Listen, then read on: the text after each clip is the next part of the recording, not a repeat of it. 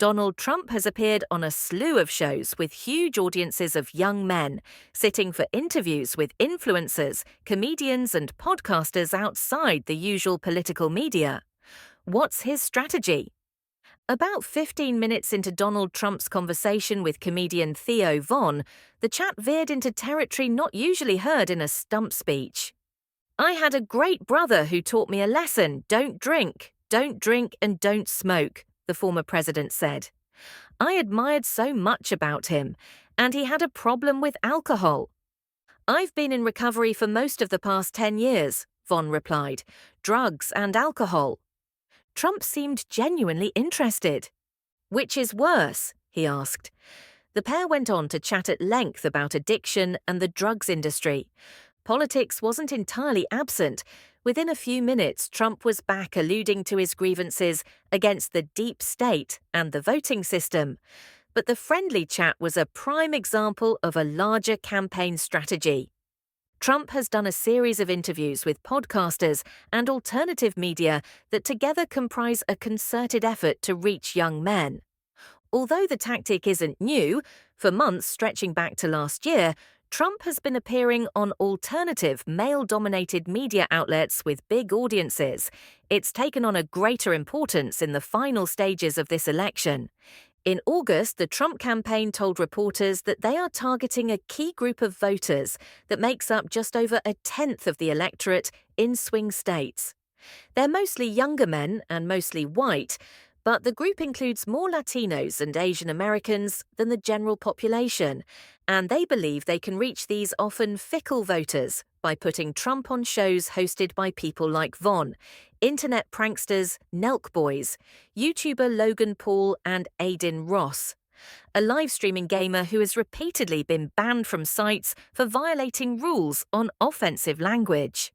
The Nelk Boys are reportedly spearheading a voter registration drive on behalf of Trump, which they hope will reach like-minded audiences. Although they may not exactly be household names in the world of mainstream media, these podcasts have audiences of millions. Von's Trump interview has nearly 14 million views on YouTube. Polls indicate the political gender gap among young people has widened since Kamala Harris became the Democratic nominee in July. Overall, the vice president seems to be pulling more young people into her camp, but her support among young women has risen faster than her support among young men. Recent research by the Harvard Youth Poll indicates 70% of women under age 30 support Harris, while 23% plan to vote for Trump. Among men in the same age group, 53% back Harris and 36% support Trump.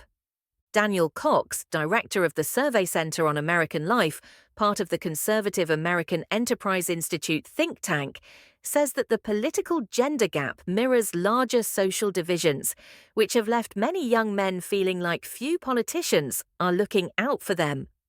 "Trump is very good at turning things into zero-sum games," Mr. Cox says.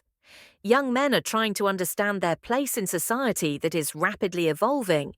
As a group, they are struggling more academically, they have mental health challenges and rising rates of suicide.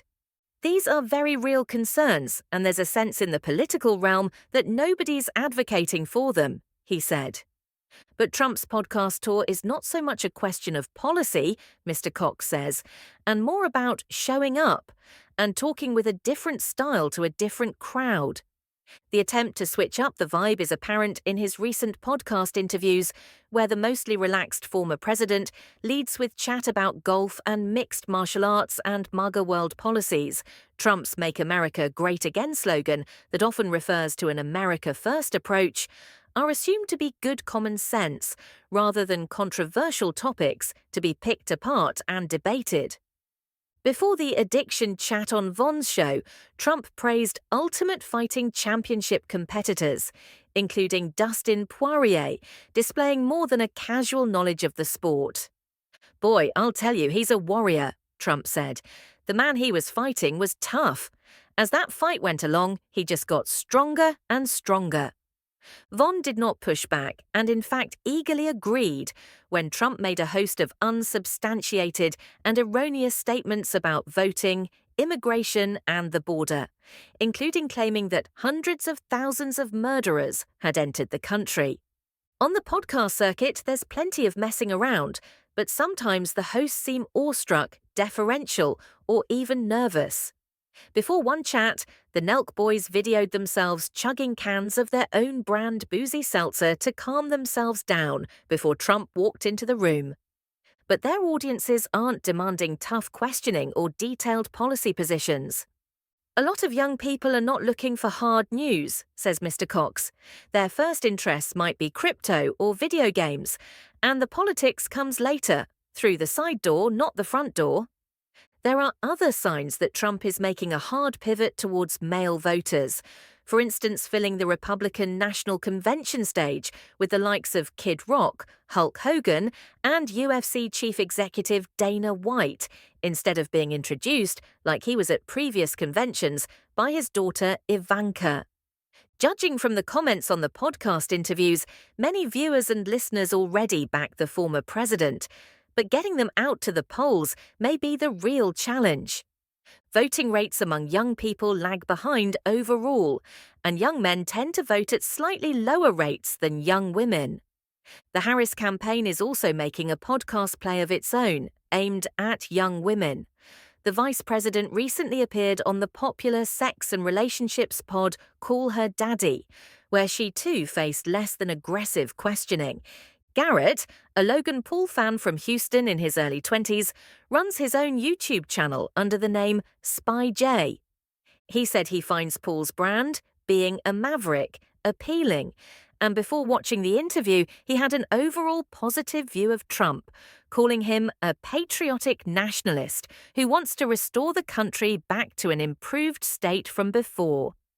But the persecution he's facing, while there's a relentless intention in the media to rewrite who he is and what he stands for, implies a greater evil at play, he said.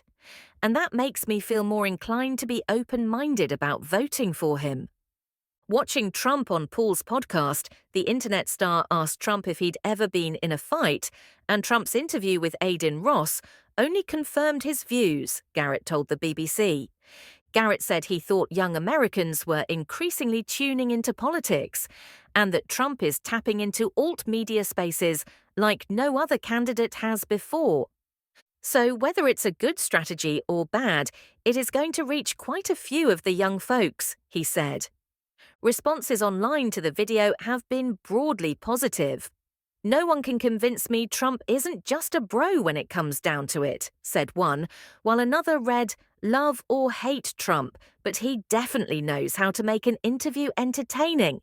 But some experts question whether Trump has much room to grow his voting base among heavily male subcultures, where he has long had support. Trump already seems to have captured the manospheric and hypermasculine over 25s, so this is a late stage and rather desperate attempt to become relevant, said Jack Bratich, a media professor at Rutgers University who studies the male-heavy online spaces known as the manosphere. Extremely online young men were very active during the 2016 election campaign, when political memes and extreme message boards like 4chan burst into prominence, says Bratich. The situation is very different 8 years later, he says, with no identifiable right-wing youth-based online political movement getting heavily involved in this year's contest. However, he notes there is little risk and potentially large rewards for Trump.